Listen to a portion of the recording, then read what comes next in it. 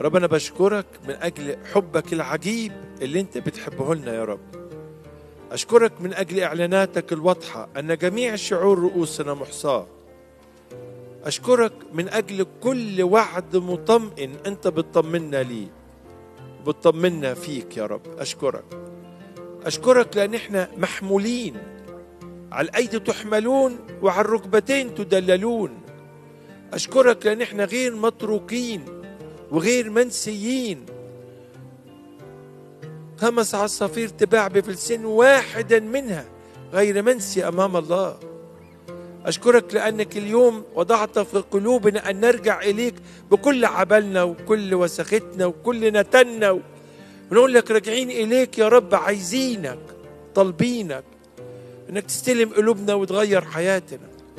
حياتنا بقت خربة، مليانة يأس، مليانة إحباط، مليانة خطية، مليانة سلب، مليانة فشل، وبندور على منقذ ولا يوجد منقذ، وأنت المنقذ موجود وإحنا بعاد عنك. لذلك جايين كلنا يا رب، كلنا، أنا ربي وإخواتي وأولادي، نترمي في حضنك أنت أبونا السماوي، متكلين على وعدك أكون لكم أبا تكونون لي بنين وبنات، يقول الرب القادر على كل شيء. مصدقين إن إحنا أولادك أحبائك. قلت لا أعود بعد أسميكم عبيدا بل أحباء وأبناء.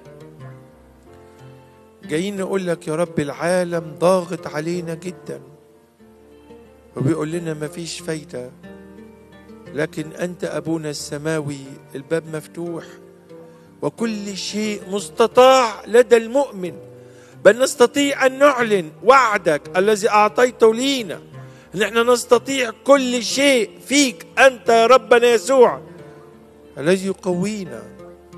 واثقين في وعدك أنك تملأ كل احتياجاتنا بحسب غناك في المجد يا ربنا يسوع.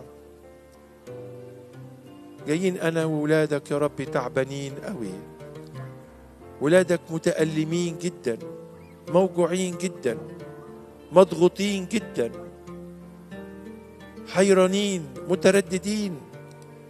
صحيح العيب فينا لأن عدنا بصينا على الموج العالي فبدينا نغرق، لكن جايين النهاردة نبص عليك أنت وحدك، حتمشينا على الموج وحتمشينا فوق المرتفعات، بل واثقين أن الأمر سيتبدل. نحن نثق أنه أمر في واقع آخر أنت حتعمله.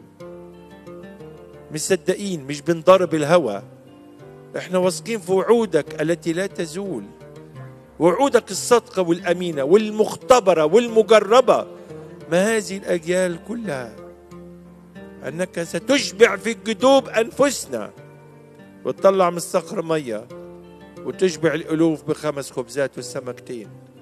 هتفرح أولادك اللي اتكلوا عليك واللي مسكوا فيك. هتدينا حب نحبك بيه، ادينا حب نحبك بيه، ادينا سلام وطمأنينة، ادينا شكر، ادينا ودان مفتوحة عليك، ادينا ثقة أنك ستصنع معنا أكثر جدا مما نسأل أو نفتكر. أشكرك من أجل حضورك يا إلهنا عمانوئيل. أشكرك لأنك سكنت قلوبنا وكل كياننا، واليوم نسلمك أفكارنا وأجسادنا وأرواحنا وعيوننا وأفهامنا ونياتنا وسلوكنا وأوقاتنا وطموحاتنا. اليوم حننام وإحنا مرتاحين لأن سلمنا الشيلة كلها ليك، ونسمع صوتك لا تخف أيها القطيع الصغير، متكلين عليك يا رب، واثقين فيك، وما عندناش حد تاني إلا أنت. ومكتوب أن الذين نظروك استناروا وجوم لم تغزى، ومكتوب أن اللي اتكل عليك لا يغزى. ونحن واثقين سنرى بعيوننا عجب. وفي يوم من الأيام موسى قال لهم قفوا انظروا خلاص الله، وشافوه أمر عجب، وكلامك لا يزول. نقف وننتظر خلاصك العجيب لينا ولحياتنا ولبلدنا، والأمور تتبدل. يقولوا إيه ده؟ دول ليهم إله عظيم.